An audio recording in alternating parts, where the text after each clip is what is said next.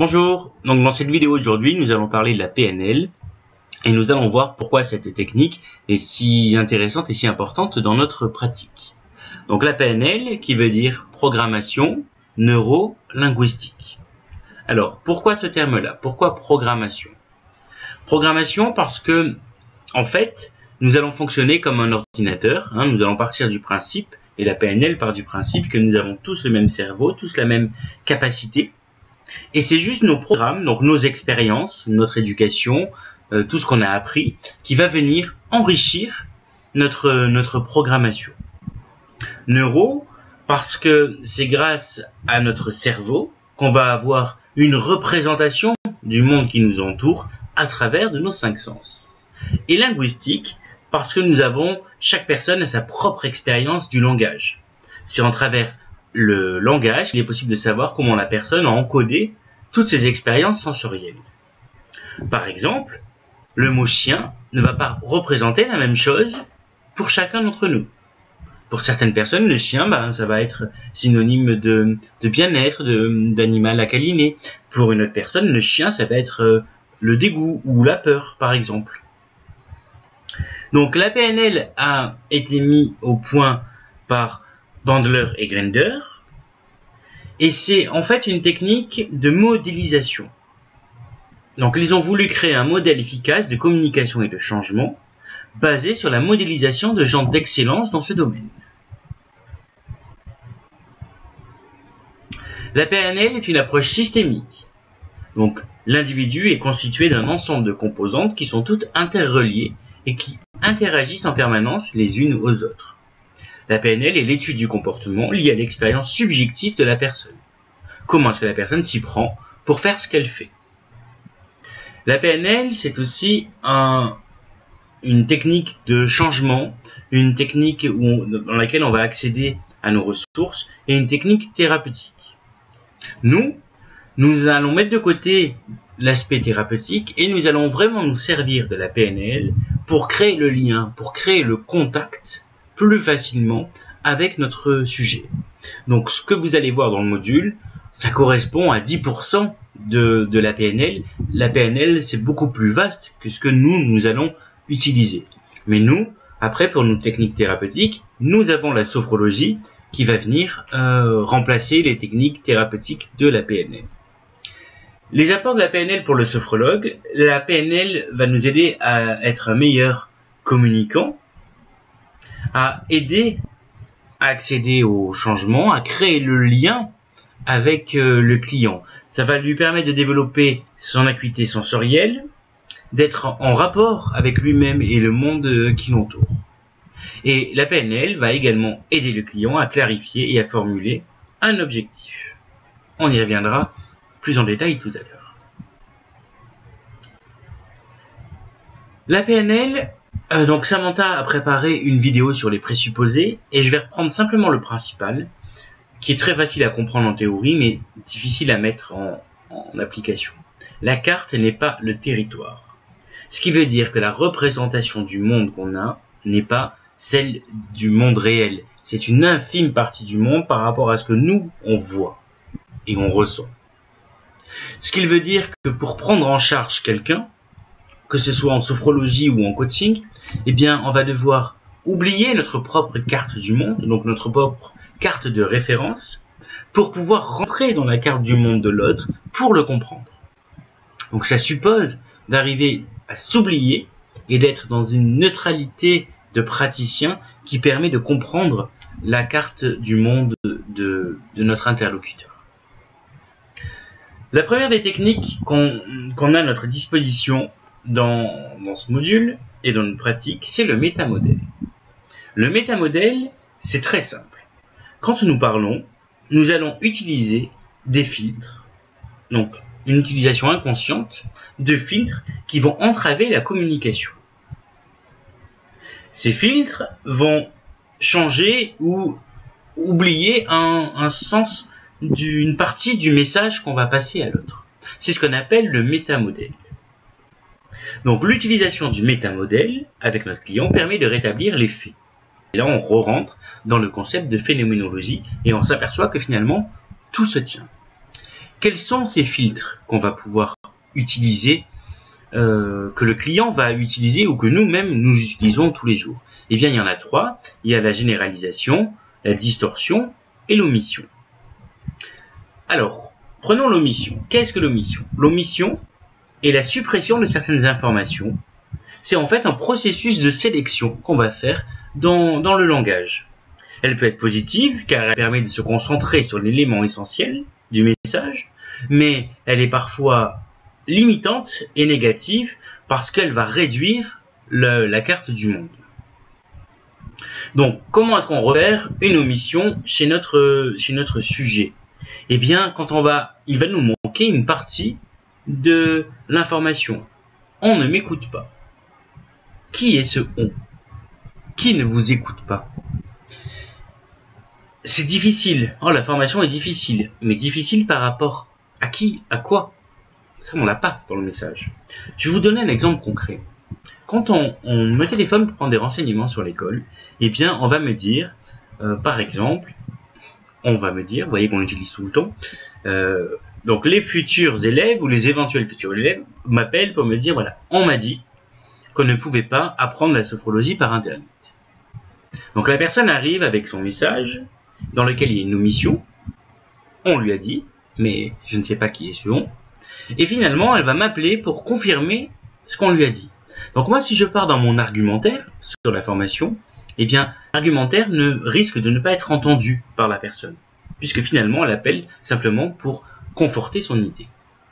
Par contre, si je repère son métamodèle et que je lui demande de préciser qui est ce on, eh bien là, cette personne-là va pouvoir me dire c'est ma grand-mère qui n'a pas Internet, ou c'est Monsieur Y, directeur d'une autre école de sophrologie. D'accord. Eh bien là, je vais pouvoir cibler mon argumentaire. Et la personne a beaucoup plus de chances d'entendre, de comprendre ce que je vais lui dire. Donc l'omission, c'est repérer, quand il nous manque une partie du message, pour éviter d'interpréter, eh bien, contextualiser et demander à la personne de préciser ce qu'elle va dire. Un autre filtre, ce sera la généralisation. La généralisation est un processus qui permet de capitaliser sur les apprentissages et les applications des expériences, identifiées comme similaires afin de créer des automatismes. Toutefois, les généralisations sont à la base de croyances qui génèrent alors des comportements basés sur la peur de l'autre et son exclusion. Dans ce cas, ils réduisent la carte du monde de la personne. On est encore vraiment dans cette idée de réduire la carte du monde. Exemple, les vendeurs de voitures sont tous des voleurs, les sophrologues sont tous des charlatans, par exemple. Voilà, on a eu une expérience, ou on a entendu quelqu'un qui a eu une expérience, et on en fait une généralité.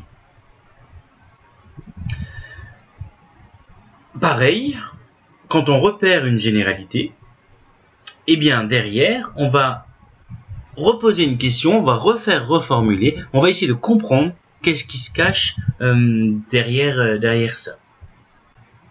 De toute façon, personne ne m'aime. Client, es-tu sûr que personne du tout ne t'apprécie et ne t'aime? C'est impossible pour moi de dire la vérité. Mais qu'est-ce qui t'en empêche exactement? Dans la généralisation, donc on va repérer les excès comme tous, toujours, jamais, personne, impossible, je ne peux pas, c'est impossible, je dois, il faut, je suis obligé de. Je dois rester auprès de ma sœur qui est malade. Que se passerait-il si tu partais? Eh bien, ça permet parfois d'avoir une autre vision de la chose et ça ouvre le champ des possibles.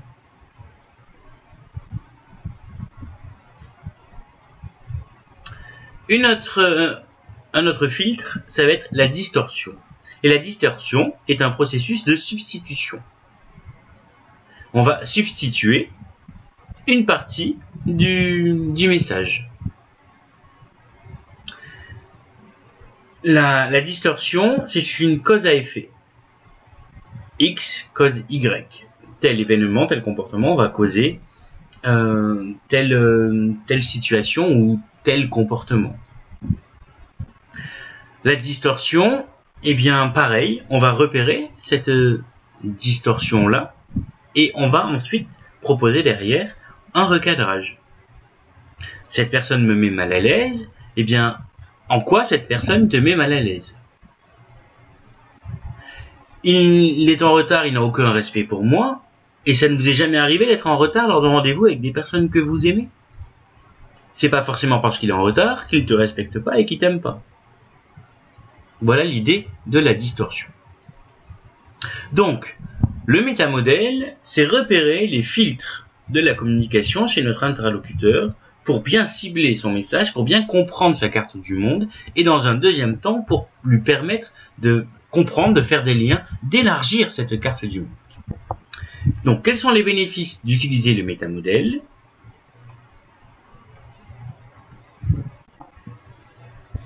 Utilisé lors de l'anamnèse, il va permettre d'explorer et de clarifier les zones d'ombre.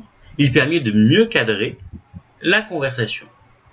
Utilisé au bon moment, il permet à la personne d'effectuer une prise de conscience qui pourrait être la source d'un changement. Il oblige la personne à effectuer des précisions et à apporter des éclaircissements. Il la remet en contact avec son expérience interne. Le métamodèle permet d'élargir la carte du monde de la personne pour lui permettre de sortir d'une problématique. Tous les hommes profitent de moi, par exemple. Quand on repère donc un filtre, un métamodèle, on va proposer derrière un recadrage. Le recadrage, c'est très simple, c'est apporter une autre signification à une situation, c'est un petit peu comme éclairer tous les points de vue. Et souvent, quand nous sommes en difficulté, quand nous avons un problème, eh bien, nous voyons que le problème, qu'un point de vue. Hein, c'est comme si je suis en face du mur. Voilà, j'ai le mur devant moi, et comme c'est un problème, je ne vois plus que le mur. Le recadrage, eh bien, c'est faire quelques pas en arrière, et puis s'apercevoir que de chaque côté du mur, par exemple, il y a un chemin. Je vais vous montrer quelque chose et vous demander quelle est la couleur de mon téléphone. Eh bien, vous allez me dire blanc. D'accord. Eh bien, moi, de mon point de vue, en fait, il est tout noir. Et donc, nous avons tous les deux raison. Il est bien une partie noire, une partie blanche, et une partie tout noir. Et le recadrage, c'est ça. C'est vraiment éclairer toutes les situations de la situation, de la problématique, afin d'en faire le tour et de ne pas être focalisé uniquement sur son problème. Donc, le métamodèle emmène le recadrage. Reprenons un exemple pour rester sur le recadrage. J'ai eu il y a quelque temps donc un papa en consultation qui est venu donc s'installer en Martinique avec un plaisir, un bonheur dans la vie, c'était de s'offrir une maison au bord de la mer, et son plaisir c'était d'ouvrir ses volets le matin, de voir la mer, la plage, et ça lui remplissait de bonheur. Un accident de la vie a fait qu'il a perdu sa petite fille de 6 ans.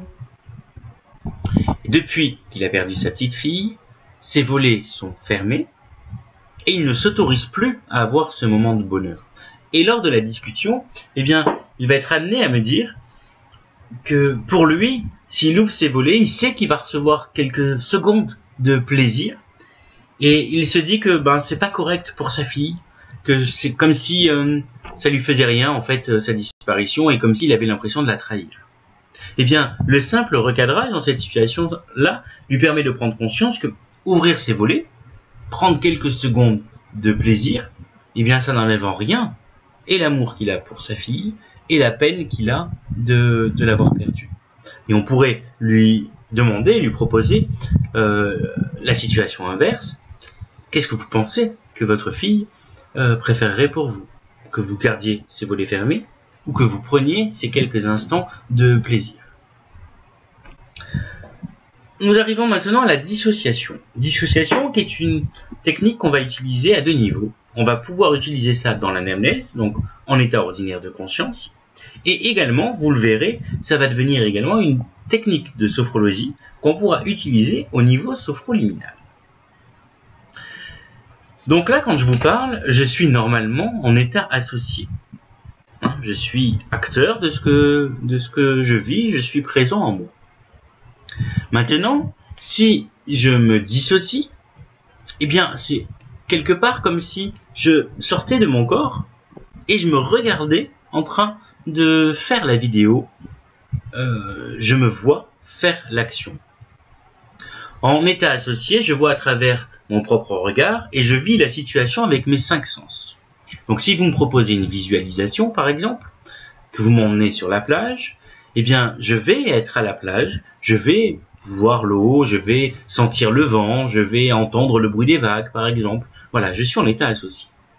Maintenant, si vous me proposez d'être sur cette plage en état dissocié, eh bien je vais me voir agir comme un acteur de cinéma. Je vais être distancé de mes émotions. Je vais me voir être à la plage. Donc je vais voir mon visage, je vais me voir marcher sur la plage. Mais je ne vais pas moi-même être à la plage, je ne vais pas ressentir cette plage.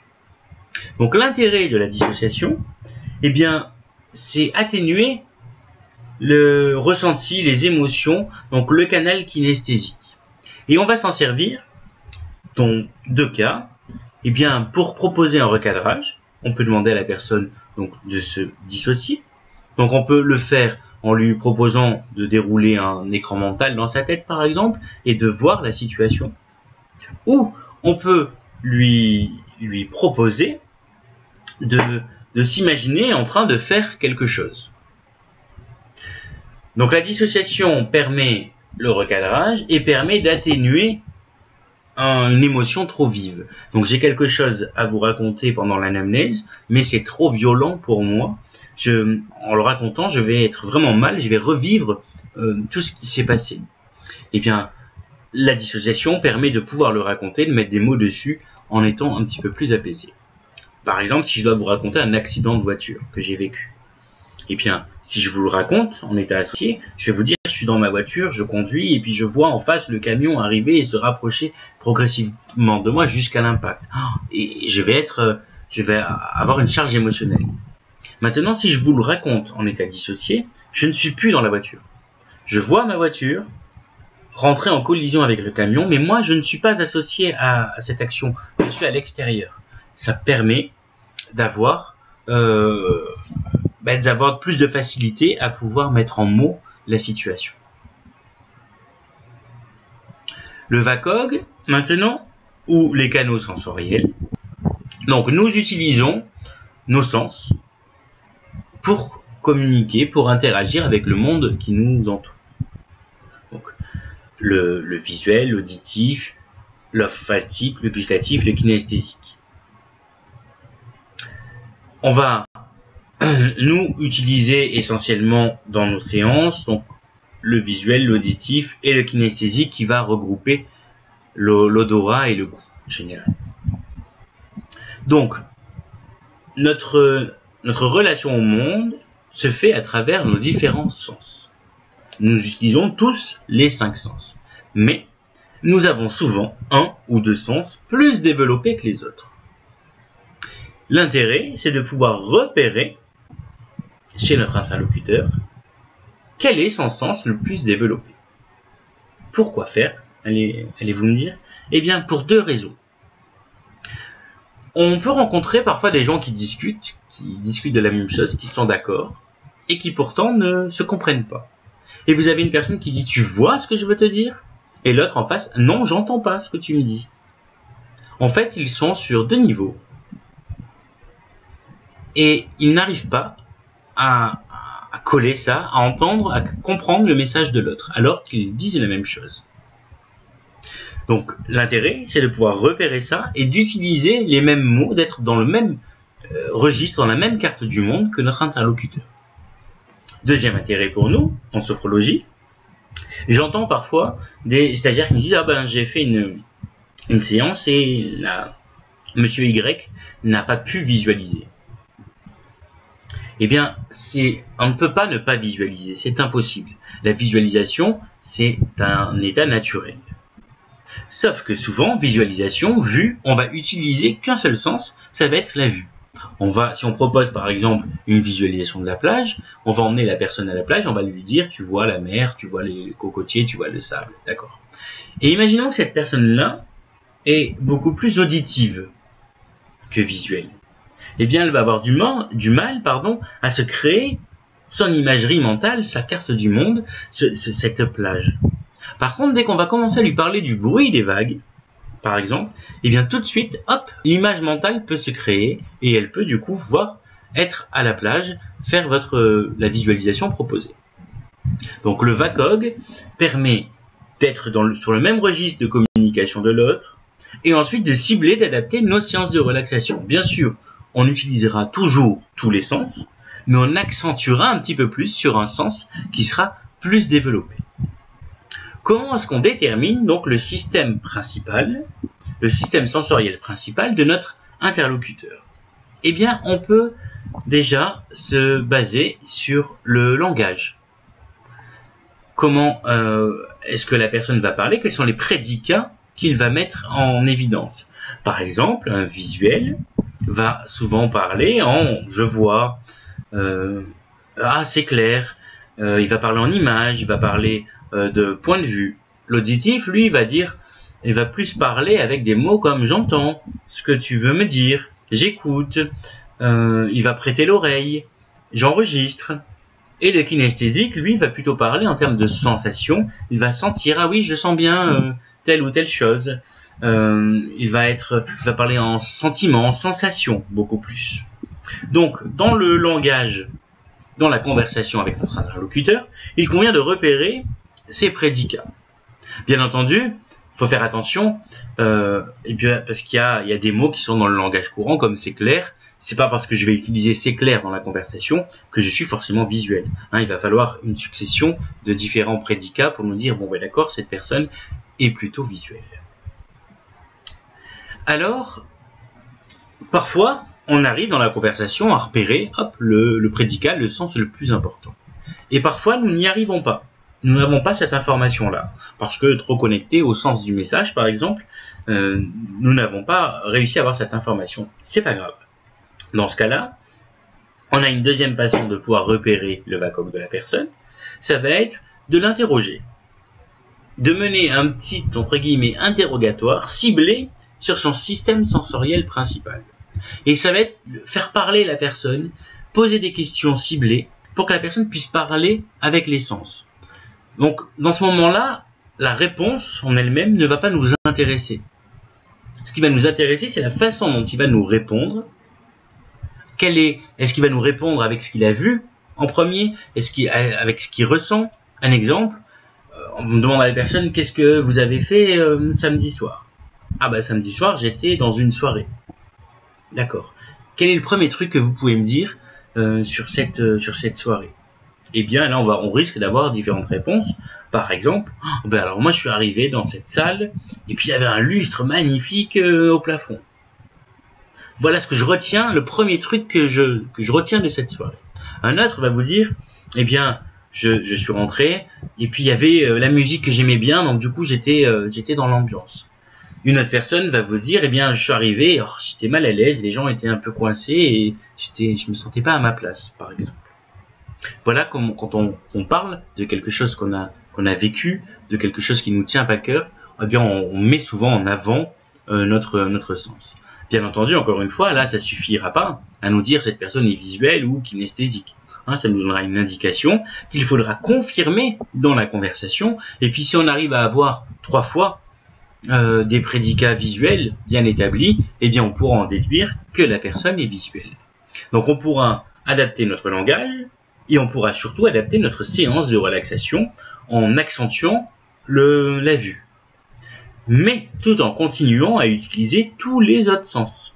Ça, c'est très important. On utilise toujours tous les sens pour faire vivre l'expérience à la personne et on accentue simplement quand on a repéré quel est le sens prédominant pour l'autre. Donc ça vous demande vraiment de l'entraînement et focalisez-vous, que ce soit si vous regardez une émission de télévision ou quand vous parlez avec un proche, sur découvrir son système sensoriel principal, par exemple. Ensuite, préparez également d'une série de questions et entraînez-vous à le faire.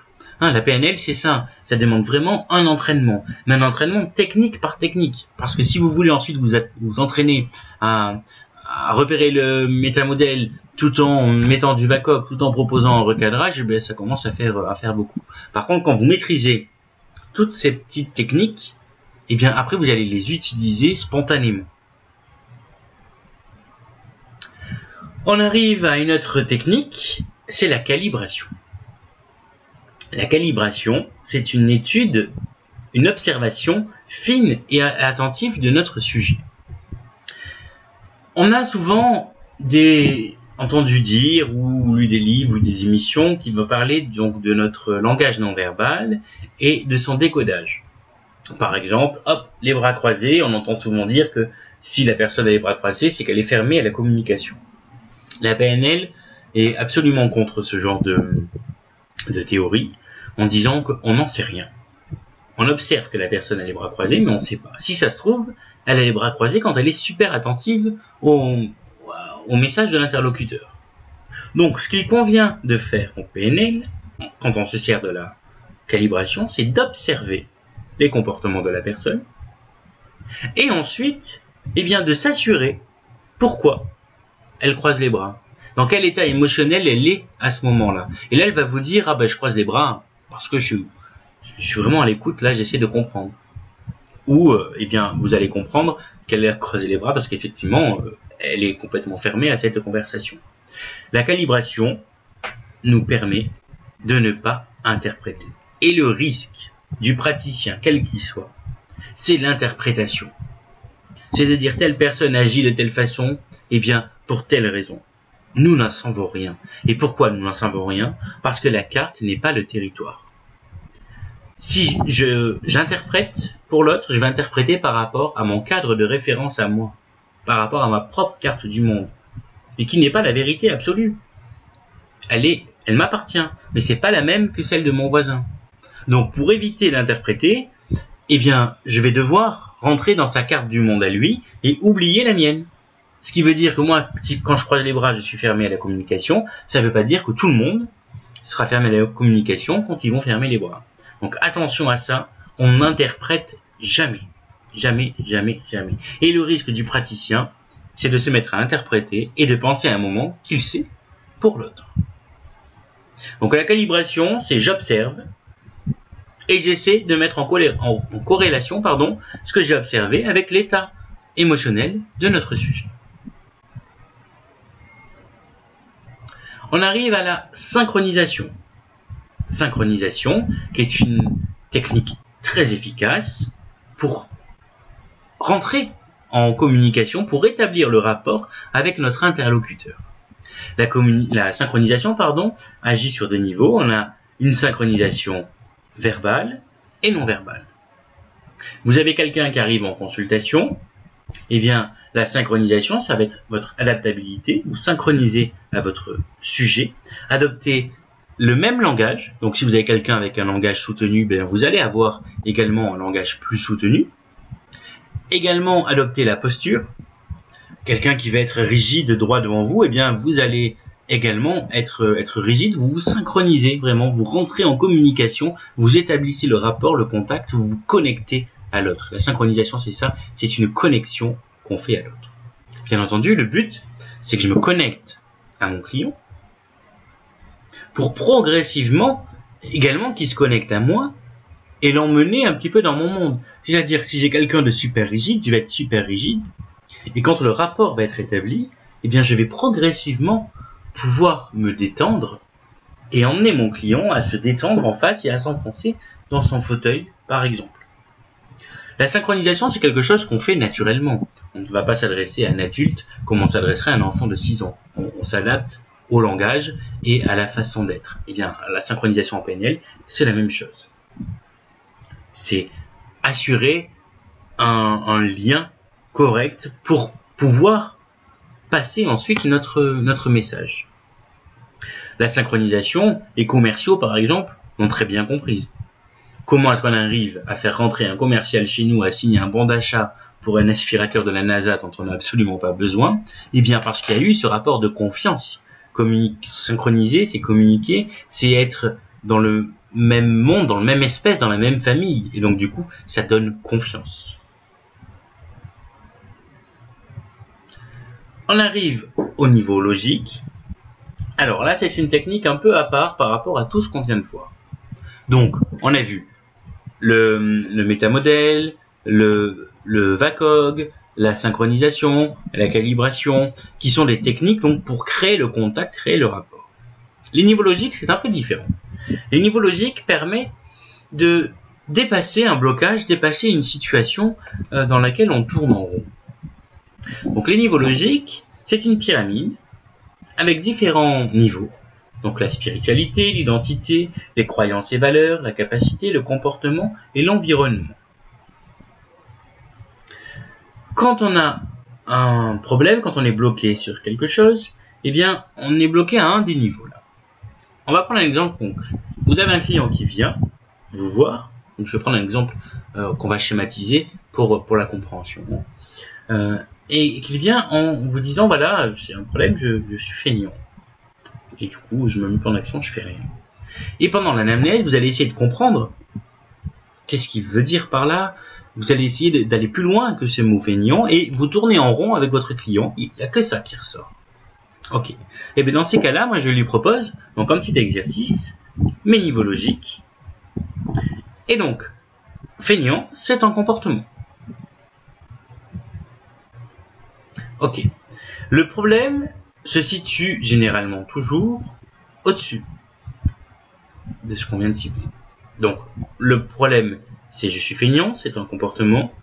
Souvent, la problématique n'est pas à ce niveau-là. Donc, on va monter au-dessus. Et on va voir quelles sont ses capacités, ses compétences, ses aptitudes. Quelles sont les ressources qu'il a. Et on va s'apercevoir que, par exemple, eh bien, il va vous dire qu'en fait, il n'en a pas. Il n'a pas de capacité. Ok. On va monter au niveau dessus, du coup. Croyances et valeurs. Qu'est-ce qui est important pour lui? Quelle est sa propre croyance, sa propre valeur pour lui-même, par exemple? Eh bien, je suis feignant, comportement. Ensuite, on avait j'ai pas de capacité. Ensuite, je suis complètement nul et mon identité va se résumer à je suis quelqu'un de nul sans capacité. Ok, et c'est là qu'on va travailler. On va travailler sur son identité, sur son système de valeurs, sur son système de croyances qui découle de son comportement. Et on va pouvoir l'aider à se reconnecter progressivement à ses capacités, à les trouver en lui, quelles sont ses ressources, ses capacités, et du coup, qu'est-ce qu'il aura envie de faire avec. Et là, on pourra changer le comportement qui sera, je reste dans mon canapé à rien faire. Donc pour les niveaux logiques, vous avez donc dans la rubrique ressources et ateliers, une vidéo spécifique réalisée par Samantha sur les niveaux logiques afin d'aller plus loin et de comprendre ce processus. Donc, pour rappel, la PNL est un outil de communication qui favorise la connexion avec notre client. Ce sont finalement les petites techniques qu'on vient de voir, ce sont des techniques qu'on utilise spontanément et naturellement. Simplement, là, on les codifie, on apprend à s'en servir artificiellement en cabinet pour créer le contact, le rapport beaucoup plus facilement. Eh bien, bonne journée et à bientôt.